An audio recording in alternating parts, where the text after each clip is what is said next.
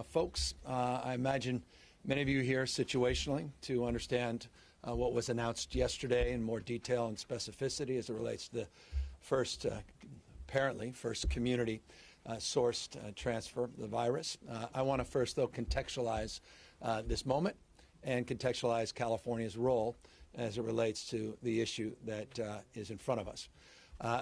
I've been very proud to be a resident of this great state for over 50 years. The privilege of growing up in and around San Francisco through the HIV and AIDS epidemic. I saw firsthand the incredible capacity and resolve and compassion, empathy, drive, the innovative spirit that defined our march to meet those moments in the past. How richly resourced we were, not just financially, but in spirit and in resolve. I had the opportunity over the course of decades in public service as a county supervisor and as mayor of a county, San Francisco, to work very closely and collaboratively with the state of California, federal agencies to address issues large and small, issues around MERS and SARS, issues around H5N1, not just H1N1, issues around Ebola and our response to those situational challenges and crises. I saw firsthand the incredible expertise and commitment and resolve of people at all levels of government. And as a consequence, many of those things are in our rear view mirror as it relates to the acuity of our consciousness and focus. Accordingly, we'll meet this moment. We will express and advance similar resolve on the issue of this novel coronavirus. And we will accordingly attach ourselves to a little bit of understanding of our history and our capacity to meet pandemics head on, both in pre-planning, both addressing pandemic in real time, and more importantly, in many respects, post-pandemic. Over the course of decades now, the state of California formally has adopted some renewed strategies. And those strategies are advanced on an annual basis through formal efforts at the local level, regional, state, and federal level to work to build capacity and build partnerships. The state of California invests millions of dollars a year to require communities, large and small in this state, to advance protocols, to do very comprehensive annual event plans, and to continue to develop relationships, not just develop policies and planning documents. Relationships and trust, at the end of the day, matter more than anything else. We had a number of those, by the way, conducted at scale last November. It was just a month or so later, last December, that we first were afforded the opportunity to learn more about what was happening overseas in Asia. I'm very proud of being a former mayor of San Francisco with the first and largest Chinatown in the United States, one of the largest Chinese populations, Asian populations, more broadly defined per capita in the part of our country, accordingly being governor of the most diverse state in the world's most diverse democracy, also affords us a capacity of understanding and, again, strong formal relationships that have been developed over the course of decades. Those relationships allowed us to advance in real time an understanding and scoping of the challenge that inevitably would be presented. We worked more formally with the Trump administration and continue to work formally and very collaboratively with the Trump administration at all levels to coordinate and collaborate. That coordination and collaboration, you may recall, initiated in a number of repatriation flights that came to the United States. And rather than turning our backs on those repatriation flights, we supported with partnerships at CDC and other federal agencies those repatriation efforts as American citizens first, as Californians advancing our values second. And we coordinated those first flights, the first flight in particular, in January, late January, down into Riverside at Marsh. We've had a number of other flights, including the most recent at Travis Air Force Base in Solano County. Over 800 people have come in on those flights, but that's a small part of the overall picture. Thousands and thousands of other people have come in on more traditional flights through the state of California. Some 8,400 plus are currently being monitored with 49 local jurisdictions doing those protocols and monitoring as it relates to more traditional commercial flights that came in from points of concern and potential points of contact, particularly in Asia. As you may know, as of today, and I say as of today at this hour, we have 33 confirmed positive tests for the virus. 5 individuals have subsequently moved out of state. So there are 28 people that we know in the state of California that are positive. The case yesterday, understandably, generated a lot of attention, but didn't surprise any of the folks standing to my left or right. We knew this was inevitable as it relates to the nature, the epidemiology, the nature of these viruses, that incident would occur. Accordingly, when hearing about it, we initiated a series of protocols that we were prepared to advance. Those protocols include deep tracking and tracing of individuals that would be in contact with this individual, working again in collaboration and partnership with our federal partners, and working with the extraordinarily talented and committed frontline workers, both in the healthcare sector, but more broadly defined at the local and county level. We are currently in deep partnership with CDC on one overriding protocol that drives our principal focus right now, and that's testing, and the importance to increase our testing protocols and to have point of contact diagnostic testing as our top priority, not just in the state of California, but I imagine all across the United States. We had conversations just, I don't want to say moments ago, but within the last few hours with CDC assuring us that the testing protocols will be advanced with urgency. We have just a few hundred testing kits in the state of California, and that's surveillance testing as well as diagnostic testing that's simply inadequate to do justice to the kind of testing that is required to address this issue head on. And I'm very pleased the CDC is moving expeditiously on that and have made firm commitments to the state of California that will significantly and exponentially expand our capacity to advance those testing protocols. Nothing more important than point of contact diagnostic testing that can be readily made available so that we can have full spectrum testing of this disease. And so that is, or rather of this virus. And so that's our top priority as it relates to the moment. And again, we are pleased with the response that we have just received from our representatives, the federal government. We have today, though, representatives from a number of state agencies that will talk more learnedly and more specifically about the protocols and procedures that are underway as it relates to modeling this virus in this state, looking at vaccine protocols, when, not if, when the vaccine avails itself, looking at the strategies of cooperation at a multi-jurisdictional level, be it not just with state and local and federal officials, but also nonprofits, NGOs, and private sector participants. That's why we have assembled here today the head of our Health and Human Service Agency, who will speak just after me. He'll hand it off to Dr. Angel, who represents public health system and someone many of you in California are quite familiar with, the head of our Office of Emergency Services, not to elevate anxiety in relationship to the Office of Emergency Services, but our leader as it relates to wildfires and relating to natural disasters, but also our leader in logistics as it relates to the modeling and gaming out of our next phase strategies if they are necessary. I long-windedly have just said the following. We're meeting this moment. We have been in constant contact with federal agencies. We have history and expertise in this space. We are not overreacting, but nor are we underreacting to the understandable anxiety many people have as it relates to this novel virus.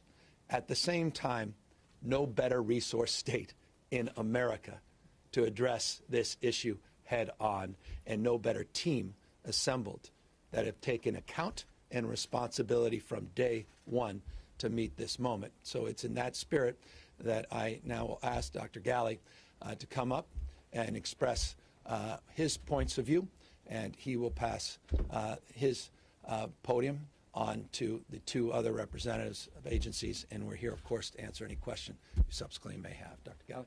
Thank you. Thank you, Governor. My name is Dr. Mark Ghaly. I'm Secretary for California's Health and Human Services Agency. Today, I want to walk through what we, alongside our colleagues at the Governor's Office, Cal OES, our local partners, our private partners in the hospital system, the clinic system, our many physicians and nurses across the state have been working towards, as well as our great partnership with the CDC and other federal agencies. We are here and have been doing our work around the clock for many weeks and months now to protect California's health and safety since we first learned about the novel coronavirus. I will then turn this over to Dr. Sonia Angel, to my right, who is our California Public Health Officer, who is also the Director of the California Department of Public Health, and she will go into more detail about specifics on the particular case that I know many of you are interested in learning more about. I do want to spend a moment just setting a bit of a ground rule around what we'll do here today. As a physician, along with Dr. Angel, we take very seriously patient privacy. We may not be able to be in a position to answer questions about the most recent case when it comes to the condition of the patient, their age, and where they are. We are also not going to be discussing in great detail issues around the federal repatriation efforts. As many of you are aware, we are in active conversations and in litigation around that with our federal partners and the local entities. I want to start by saying it's natural to feel concerned about the novel coronavirus, but I want Californians to know that we have rigorously planned for this public health event. Just like this, as the governor mentioned, when I was with him in San Francisco, we prepared for the H1N1 situation. We've gone through this with Ebola and being prepared, and many other events like it in the past. And our goal is to take every precaution to protect California's health and safety. This is a rapidly evolving situation. We are leveraging all the necessary state resources to address it. We are in constant communication with our federal partners. And yes, it was just moments ago that we were on with the CDC's director learning about our ability to expand testing here in the state, to receive more testing kits, and to be in active conversation on redefining what triggers a situation, a clinical situation, to be tested. California continues to be an active partner with the federal government, helping lots of impacted Americans get home. As the governor said, we welcomed home the first of many flights to the state. We have been participating with all of our public health resources, our clinical resources, to support those federal efforts. We are the first in the nation to begin to roll out testing, and we are going to be expanding that in the hours to come. We have been actively and extensively planning with our local health partners.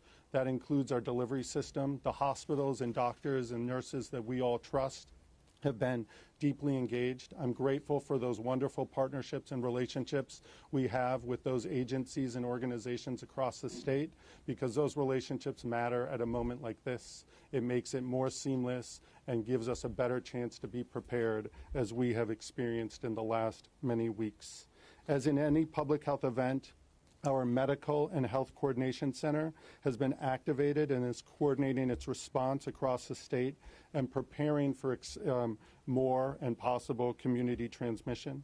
California continues to prepare and respond in coordination with even our local hospitals in Solano County and in many other counties that have stepped to the plate and really taken on a clinical load that weeks ago wasn't anticipated. We are providing information, guidance in documents and in technical assistance in regular phone calls and webinars with all of our state partners who need to continue to work with us to make sure that we have the best interest of all Californians in mind. This includes guidance to facilities such as schools, universities, colleges, child care centers all across California, because the questions are many and we want to make sure we give a consistent and clear voice. We continue to coordinate with the federal authorities and local health departments in implementing screening, monitoring, and in some cases quarantine. We've had over 8,000 passengers returning to the U.S. from China and other parts of Asia over the past many weeks, and we have supported and worked with our local health departments to make sure those individuals are safe and that we are giving good and appropriate guidance based on the most up-to-date information. We are continuing to work with our federal partners on giving our feedback on all of their guidance and criteria so that we make sure that it is current and meets the needs of an evolving situation. We look forward to continuing those strong relationships, and we are working hard to ensure that our local health capacity is preserved for those individuals with significant symptoms if that is developed. So we are working hard to make sure that our local health partners are communicating accurately when people who are experiencing symptoms, whether they've had exposure or not, should be emerging and coming forward to health facilities. We live in an age where telehealth, telemedicine, phone advice, many other types of modes of getting information and sharing your clinical condition exist, and we are urging many folks to use that before they come to emergency rooms or urgent care centers or their physicians' practices, in order that we ensure that the hospitals and our capacity during a important time in flu season and when other emerging other patients with clinical needs would naturally use the emergency rooms. So we're trying to work hard with those partners to make sure that we use our scarce but critical access within our acute care hospitals in the most responsible and appropriate manner. I will now turn to Dr. Sonia Angel, who will go in to more detail about the sort of state of affairs of coronavirus across the globe, across the nation, in our state, and some of the specifics on the important development from yesterday. Dr. Angel? Thank you. Hi, good morning. I'm Dr. Sonia Angel. I'm Director of the California Department of Public Health and State Public Health Officer, and I'm welcoming you all today here to our Medical Health Coordination Center. This is where we coordinate with all of our agencies a very important response that we've put in place for novel coronavirus, otherwise known as COVID-19. Novel coronavirus, COVID-19, is new, but it is part of a family of coronaviruses that have been around for a long time that we are very familiar with. In fact, coronaviruses are responsible for the common cold, so it's something that all of you may also be quite familiar with. The cause of the current outbreak that originated in China is a new member of this family. The most common symptoms of COVID-19 include fever, cough, and shortness of breath. Our experience to date, though, is that most people, more than 85%, will have mild or no symptoms. Some may move to a more complicated course, including pneumonia, but that is not the most common manifestation of novel coronavirus. We're learning more about its transmission, and as I said, the most common symptoms are respiratory. Therefore, its primary mode of transmission is from coughing or sneezing, particularly when we don't cover our mouths after we sneeze or cough or don't wash our hands. There have been a limited number of confirmed cases of COVID-19 in California to date, as mentioned. 33 positive cases in California, 24 were from the repatriation flights. The other 9 confirmed cases include 7 that are travel-related, 1 due to person-to-person contact, but that was from a very close contact, a spouse living in the home, and now, as mentioned yesterday, this new case from an unknown source. This particular case could be the first possible instance of community transmission of COVID-19 in the United States, and it's here in California. It's in an individual in Solano County who is receiving care in Sacramento County with no travel history and no known exposure to somebody with confirmed COVID-19. We currently have people in the field working in the community at the local, from the local, the state, and also from the CDC. They're investigating the cases and they're taking action. They're contacting any individuals who might have been exposed and they're isolating them. This is a fluid situation at this time, and I want to emphasize that the risk to the general public remains low. In the event that that risk changes, we will communicate with you. We will make everyone aware. But it's important to note that the risk to the general public in California remains low from novel coronavirus. The Department of Public Health's Emergency Operations Center has been actively coordinating response efforts, preparing for possible community transmission. As always in emergencies, we plan for both the worst situation, but also the best situation. So we're ready for anything.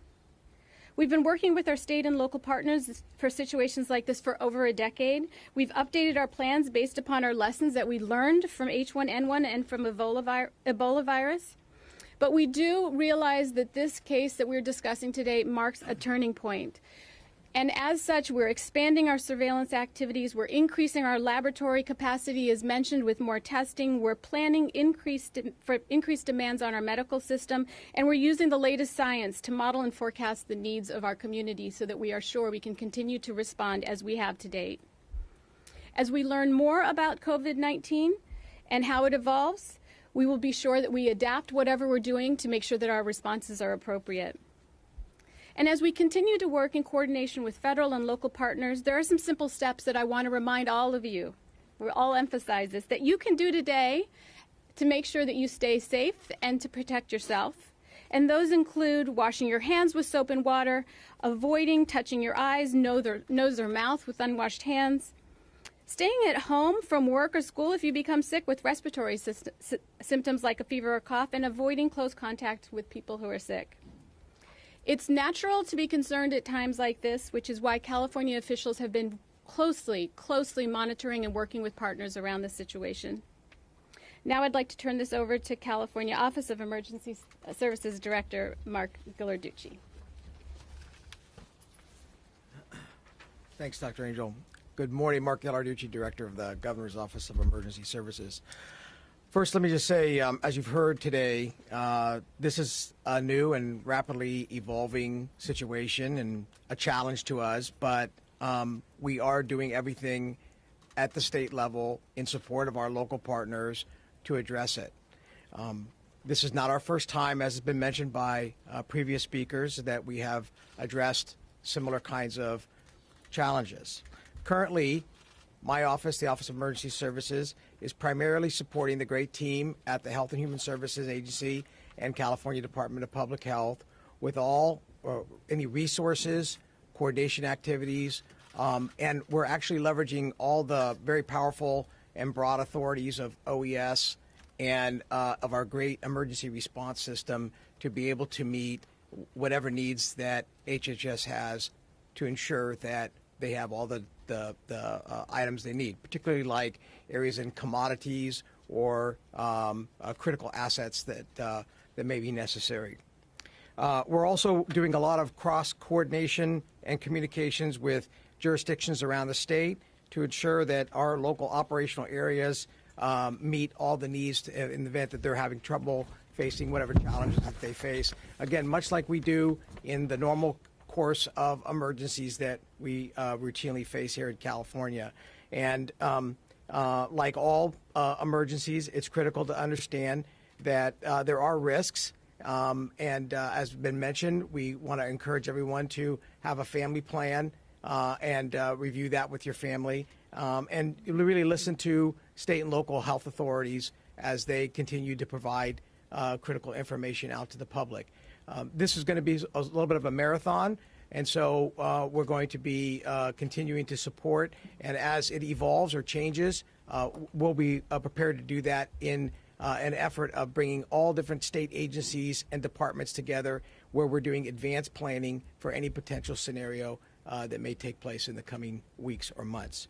So again, I just want to close by emphasizing that while we face this new challenge, we need to know that the state is taking every action, and we want to encourage you to just continue to listen to your state and local health officials.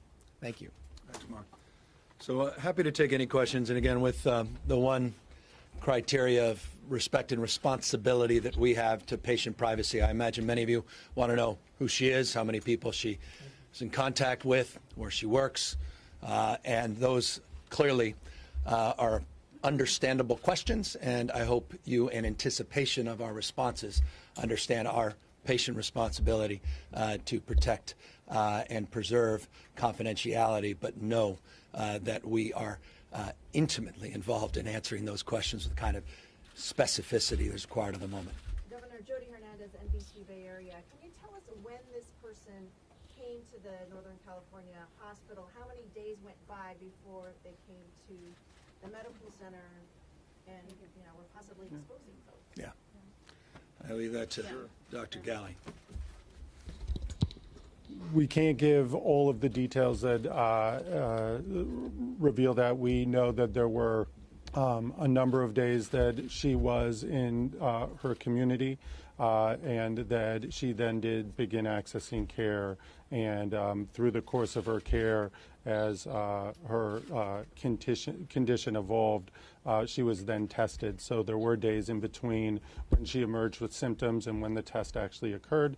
But we have been working closely with those healthcare delivery systems that took care of her, as well as the CDC and others, to make sure we're doing all the appropriate things to understand what community exposure existed and what we can do to make sure those who were exposed receive the right care and concern that we would want any of our family members to receive that were in that situation.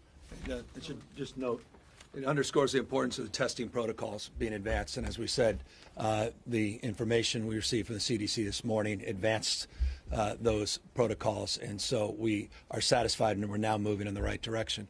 Accordingly, we have a tracing protocol that's best in class, meaning every single point of contact, every point of contact of those that were in contact, all of those will be resourced and reviewed. Accordingly, CDC has committed to sending 10 of their personnel into the state of California to help assist in those efforts to broaden our capacity to track each one of those individuals and to make sure that they're contacted and to make sure that they're interviewed.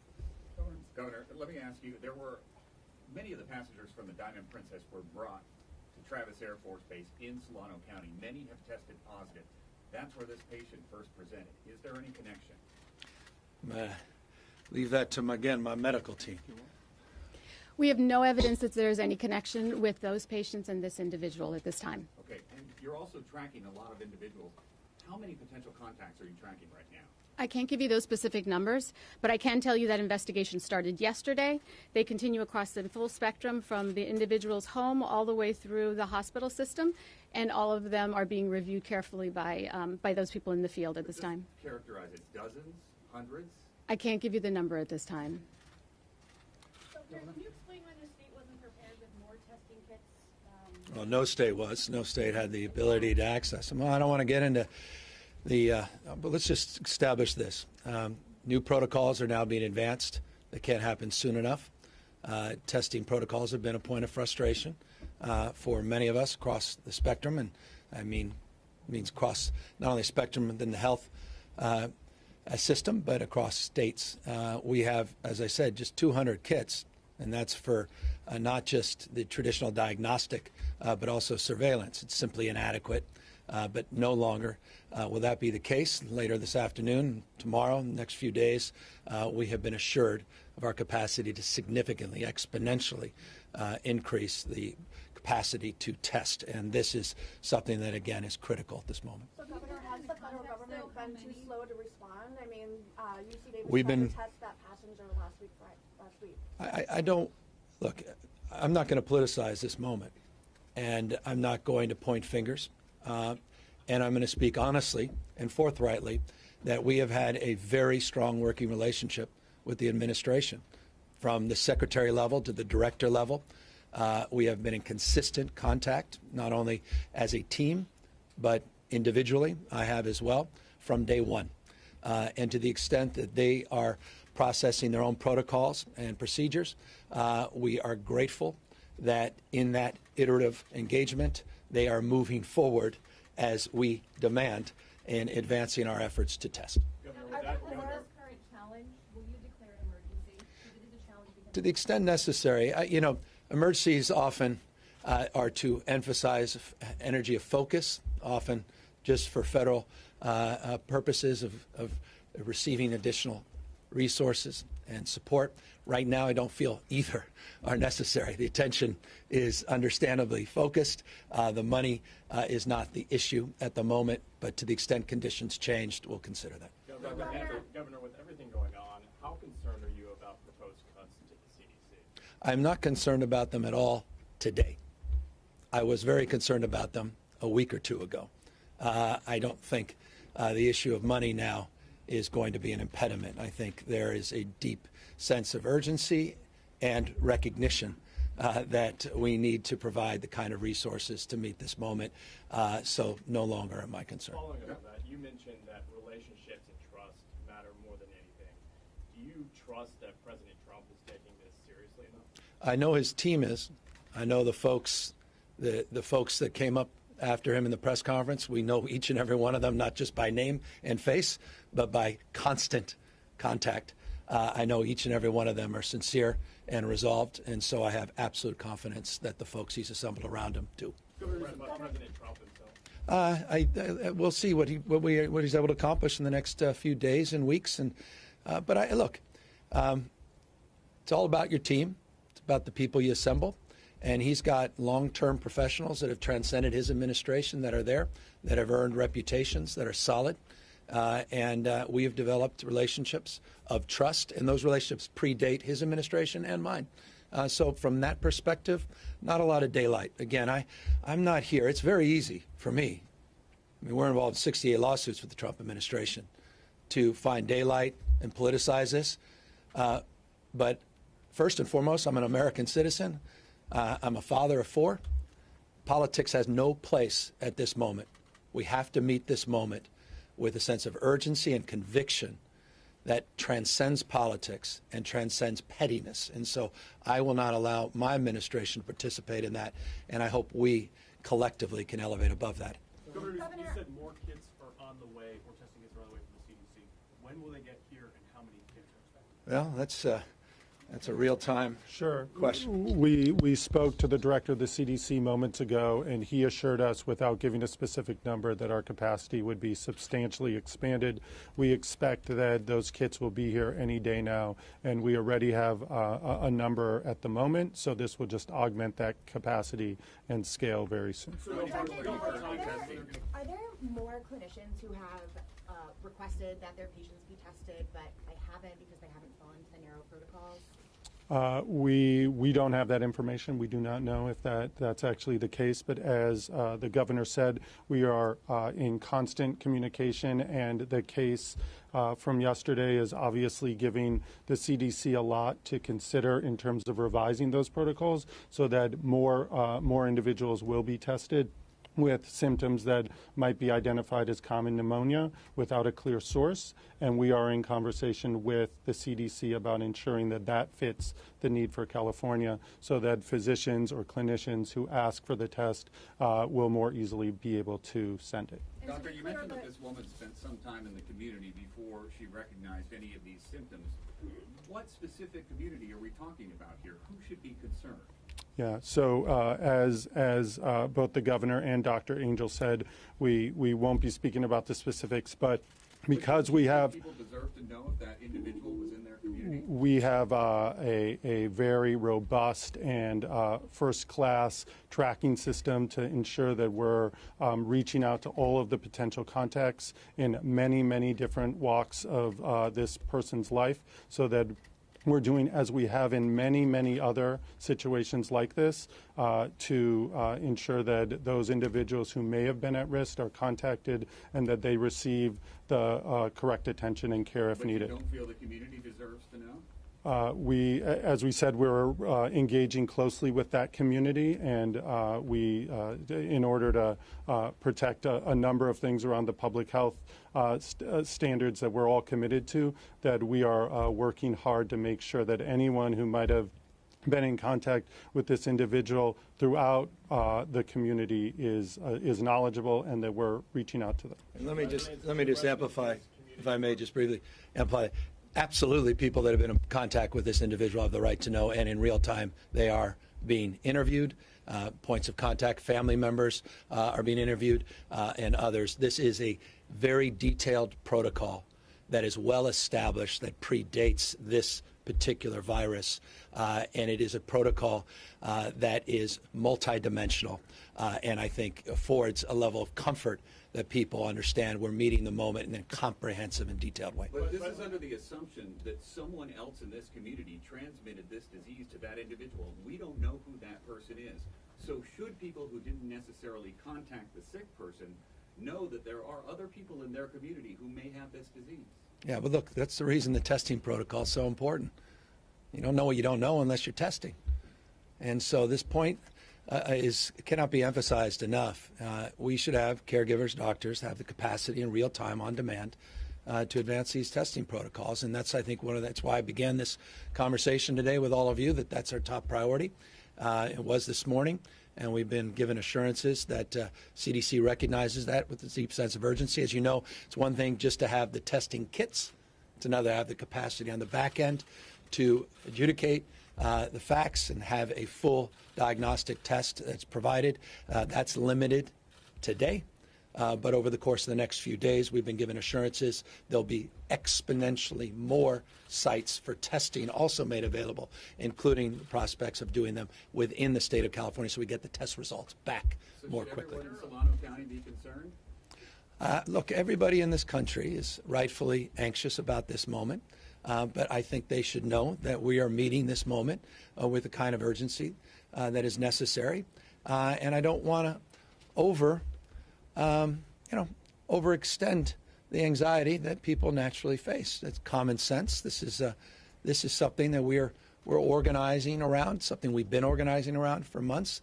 Nothing so far has surprised us. Nothing. What happened in Solano County did not surprise anybody. I think the only thing respectfully that surprised folks was that it didn't happen sooner. But we had anticipated this moment. It's a natural thing. And invariably, we will meet it. And so I think people should go on their day-to-day lives with some common sense. And I think Dr. Angel was right to advance with common sense. It's nothing more complicated than what your grandma taught you, what your mom taught you, and others. But I don't want to instill any sense of new anxiety that already is naturally filtering through our communities. Since the virus can be spread. I'm sorry? Do you agree with moving patients to Costa Mesa, and are other sites under consideration? We are in litigation, as you know, in real time on that. I think both parties are meeting, representatives, lawyers from both sides. So I don't want to speak to the specifics of the site in and around Costa Mesa community. But we clearly have protocols, and we have pre-identified locations, and that's among the more favored location in the state. But there are other sites in addition to that site, all across the state. All across the state. Update on the number of people that need to be isolated and put in a place like the Costa Mesa? It's a number that's very dynamic. We estimated it, candidly, forthrightly, to be higher than it turned out to be, meaning the test came back more favorably. And this is something that's encouraging. Less people testing positively than we had anticipated. So we had some initial estimates of what we needed that actually are substantially more modest.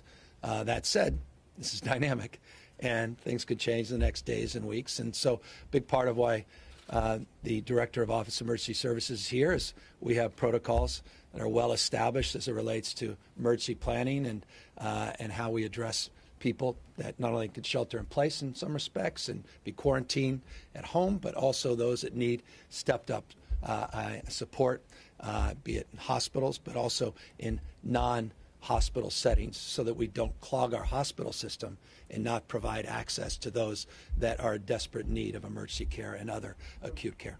Governor, you and the Secretary alluded to this, but do you specifically think the guidelines for testing need to be expanded? And he Yeah, no, look, as I said, I can't repeat it enough. We need to substantially increase access and availability to testing, and we need to do that today. And the guidelines, as it relates to the testing, I'll leave to the doctors and the experts, but I can assure you, I think we all share that sense of urgency that the testing protocols need to be improved. So in conversations with the CDC today, we are assured through our feedback and feedback from a number of other states and jurisdictions that those requirements for testing will be changed based on the new information from yesterday here in California. And we are working hard with the CDC to ensure that once those are prepared, we are ready for it.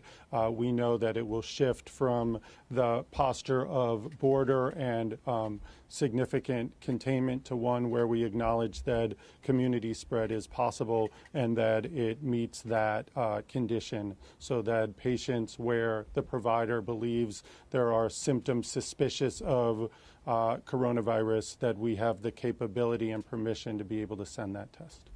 I think about what kind of notifications people in Solano County are getting. People are getting reports, getting emails, text messages. What is the general public hearing about this? They're talking about schools that are wiping down desks. What is the general public getting out of this? Dr. Andrew? Sure. So the contact tracing itself and the way we communicate depends upon the individual and how we can best reach them. So that can vary in different methods. So that's the first answer to your question.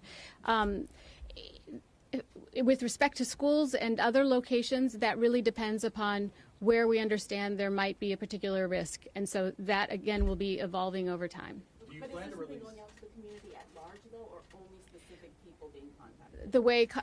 The way contact tracing works is that we start from the individual that we know has been affected. We have interviews with all of those individuals that are around them, and step by step, we look at where they've had, where they've been, and who they might have been in direct communication with. We also know, because this person was admitted to the hospital, that we also look at all of those individuals in the hospital who might have been in contact with the patient there. But I just want to be clear in terms of that, though. There was nothing that went out blanket to the community. If someone got contacted, it was part of the contact tracing, not a general, emergency alert on their phone or something. No. These are personal and direct to the individuals, and very intentional, because we really want to make sure that we communicate to those individuals the potential risk that they have when we identify it. So these are not blanket statements. They're very specific. But do you plan to release a timeline of where this person has in a been? grocery store, for instance, and you don't know all the people that she might have come Guys, across. I can, having had the privilege over decades now, not just in this instance, these protocols are well established. This is not our first great challenge as it relates to public health. Quite the contrary.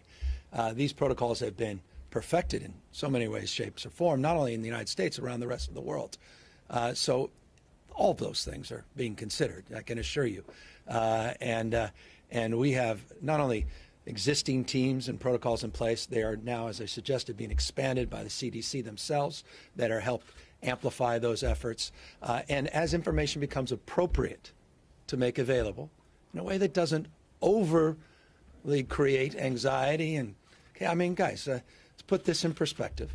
I know there's deep anxiety, but let's put it in perspective. As we feel it's appropriate for public health purposes, we'll make all of that available. I am deeply committed to transparency, and I'm deeply committed to building trust. And so we're not going to hold things back inappropriately or politically. There's no happy talk here. I'm not trying to talk something up or situationally worry about the politics of this. We are dealing with this as a public health issue. Above all else, that's our frame and focus. And people, again, should know we're on top of this. You're saying for them to trust you, but there seems to be a resistance up there among you guys to say where this individual has been and when. Why is that? For all of the reasons I just stated. But there are concerns about healthcare workers being exposed both at Davis and at the First Hospital. Correct.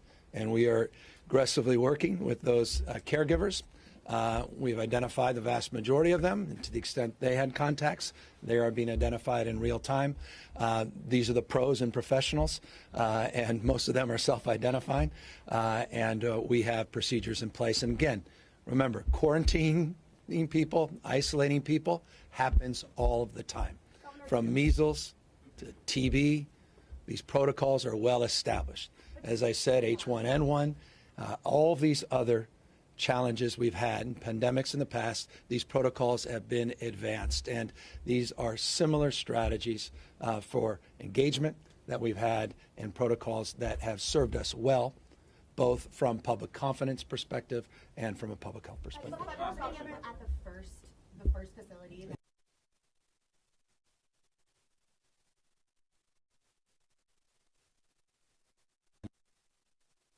I believe they are accepting patients. Which hospital is it? Additional testing kits that you expect to get, has the issue with early faulty tests been resolved, and are there sites in California that you expect? Not fault. I wouldn't categorize them as faulty tests, just inaccessible testing protocols. And so we are getting, we have just received, as I said a few hours ago, assurances that tests will be forthcoming, additional test kits. Again, 200 seems remarkably inadequate. Of course, the real inadequacy is not just the lack of test kits, it was lack of ability to utilize those test kits. Now we'll be able to utilize them, and we will be the recipient of an exponential increase in new test kits. And then more testing locations will be made available, so we don't have to send everything back to CDC headquarters in one testing location. We'll see multiples of locations over the course of the next few days. The federal government underfunded this, and is I'm not worried about money. What about the state? I'm not worried about resourcing this response. It's just not even a concern. California plan to put more money into this? We will meet this moment.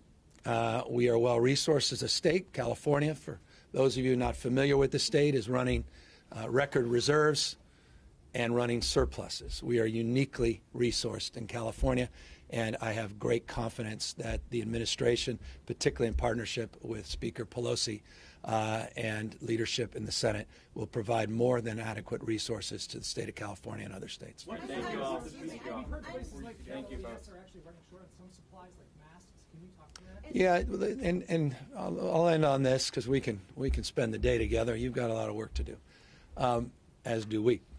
As it relates to the masks, we have millions of masks.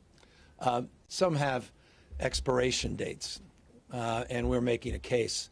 Some of these masks have been well stored in secure, cool facilities, and those expiration dates that do not exist in other parts of the world should not necessarily apply here.